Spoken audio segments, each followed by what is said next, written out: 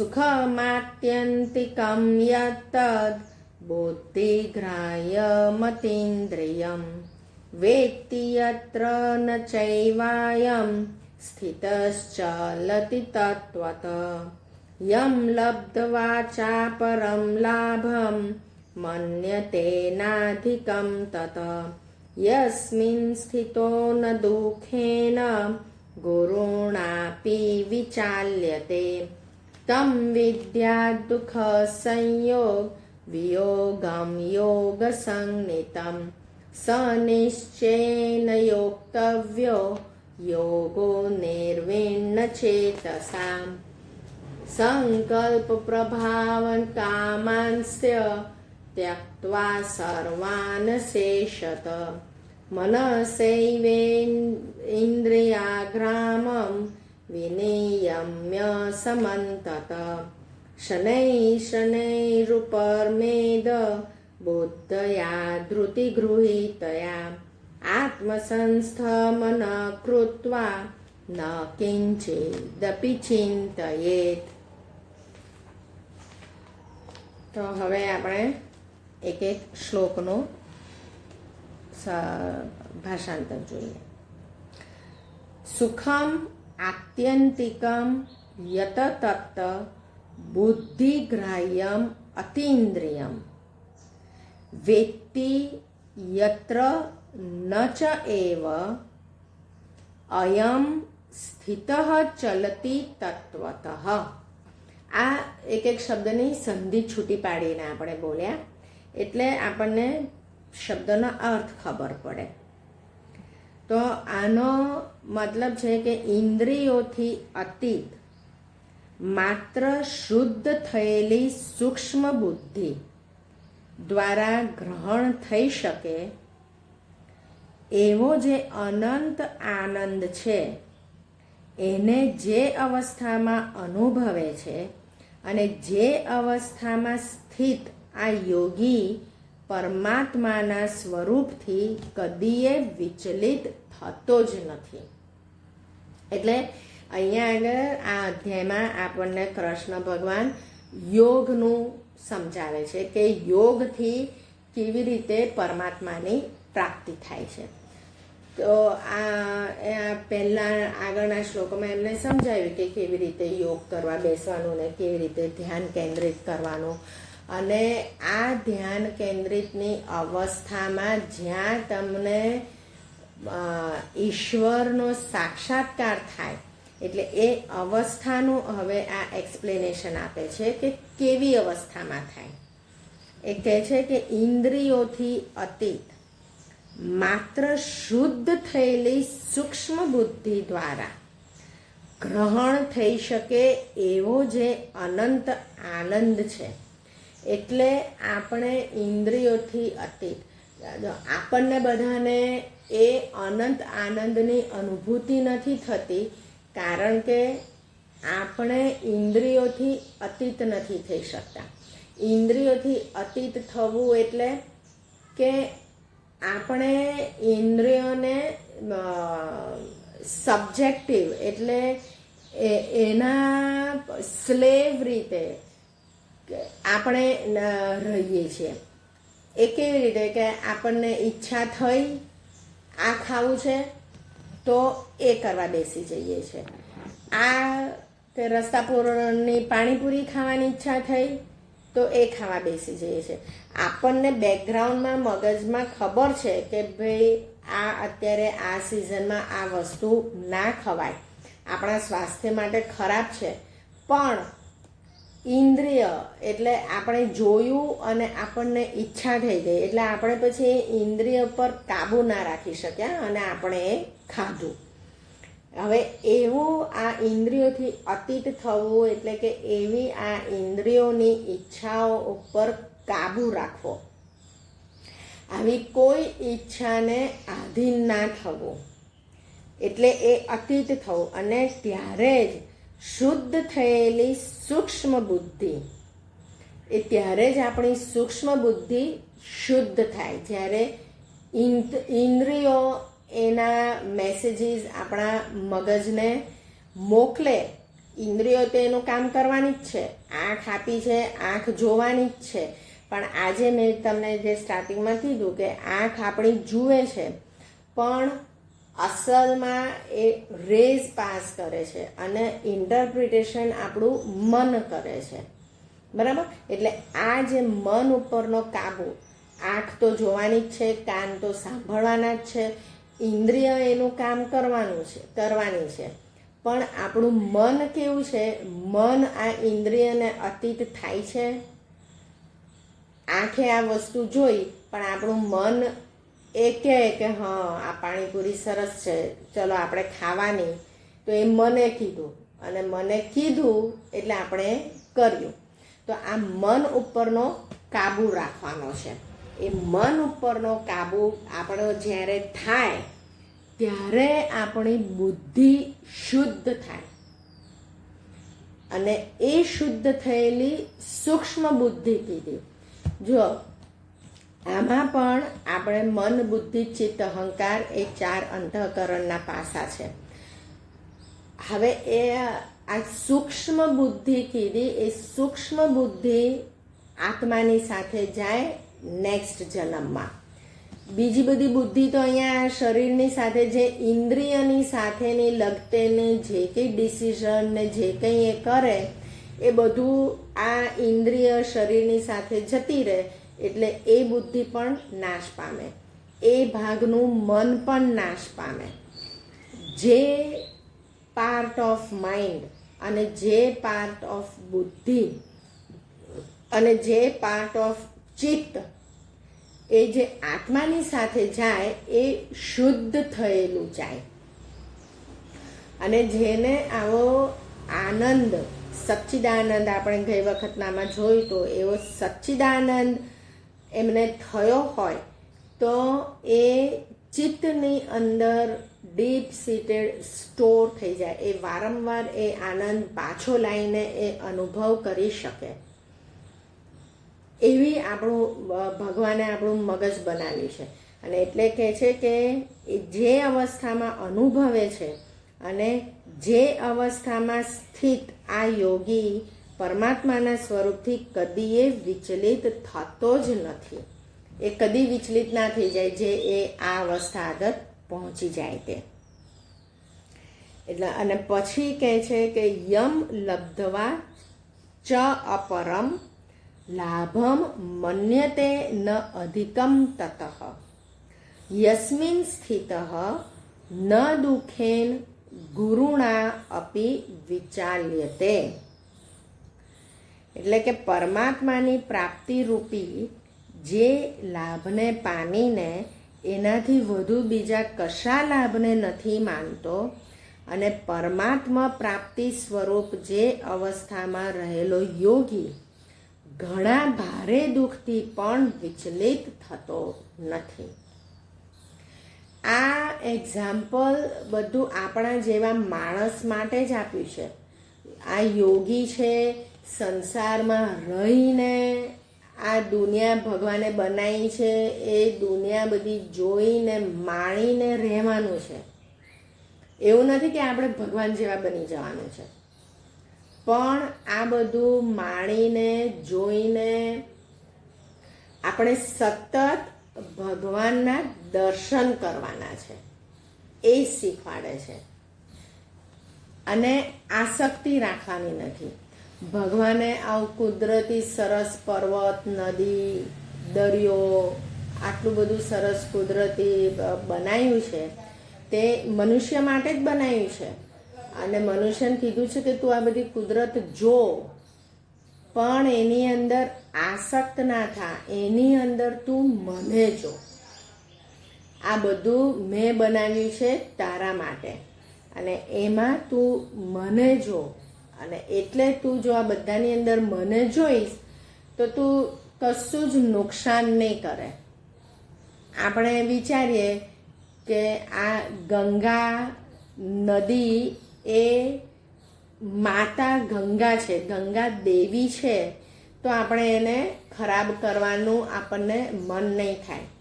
પણ એ જસ્ટ ખાલી flowing water છે એવું આપણે માનીશું તો આપણે બધું એ પોલ્યુશન એમાં કરીએ છીએ. એટલે ભગવાન કહે છે કે આ દરેક ચેતન વસ્તુઓ મેં જે બનાવી છે એની અંદર તું મને જો. જડ અને ચેતન બંને.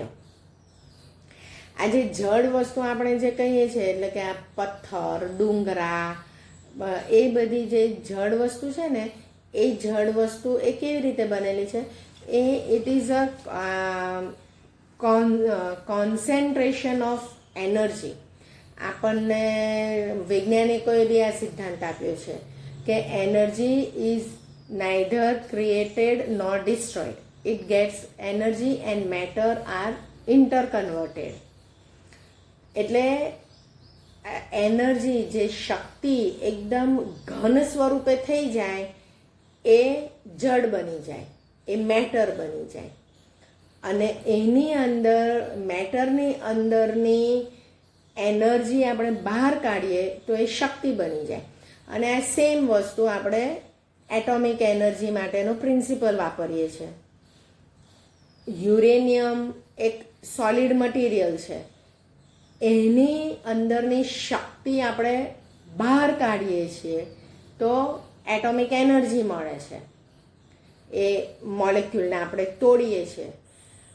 અને એટોમિક ફ્યુઝન એ પણ એક એનર્જી છે કે આપણે હાઇડ્રોજન જે ગેસ રૂપે રહે છે અને એને બહુ જ પ્રેશર આપીને એને સોલિડમાં આપણે ફેરવીએ એટલે energy is getting converted to matter. એ એનર્જી બધી જ એના આટલા કણની અંદર આપણે લાવીએ છીએ તો એ પણ બહુ જ મોટું એનર્જી આપે છે.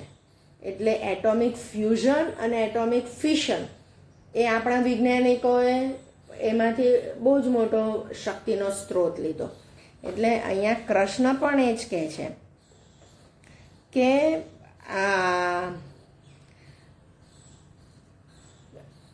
કોઈ પણ દુઃખથી આવો યોગી જેને આ અવસ્થાની અનુભવ કરી હોય તો એ યોગી કોઈ પણ દુઃખથી વિચલિત થતો નથી.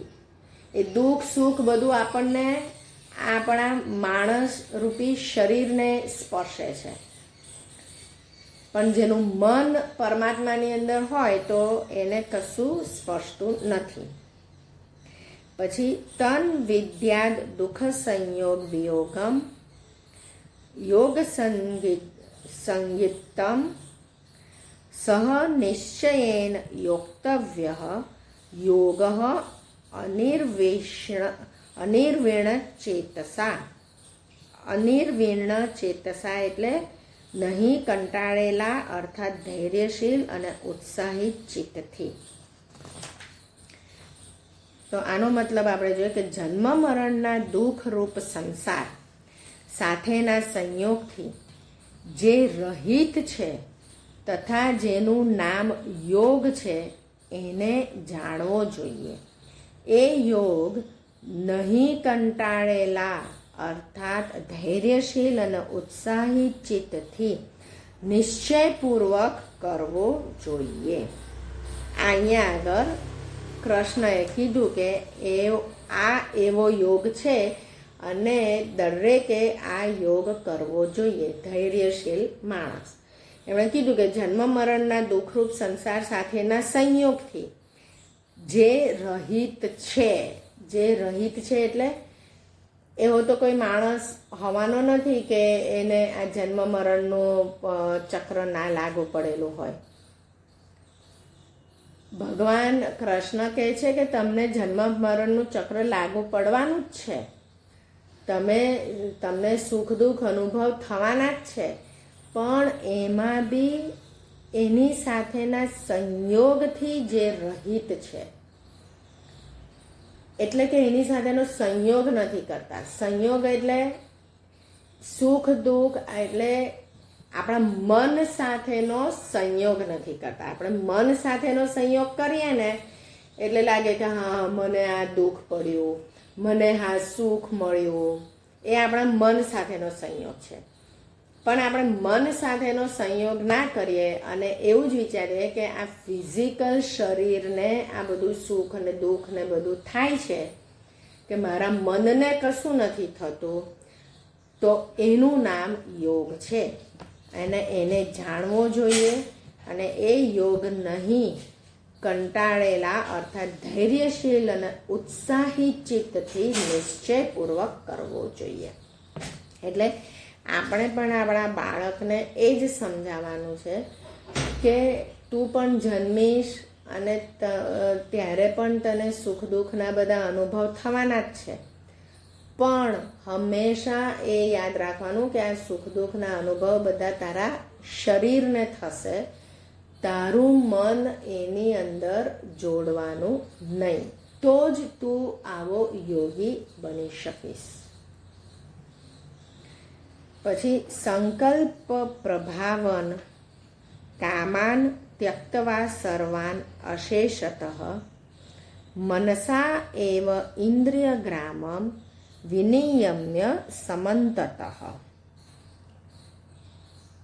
એટલે સંકલ્પથી ઉત્પન્ન થતી સઘળી કામનાઓને સમૂળી ત્યજીને તેમજ મન વડે ઇન્દ્રિયોના સમુદાયને બધી બાજુથી સમ્યક રીતે રોકીને, જો અહીંયા આગળ એ લોકોએ કીધું છે કે સંકલ્પથી ઉત્પન્ન થતી સઘળી કામનાઓને, આપણે આજે સંકલ્પ કર્યો શ્રેષ્ઠ સંતાન માટે,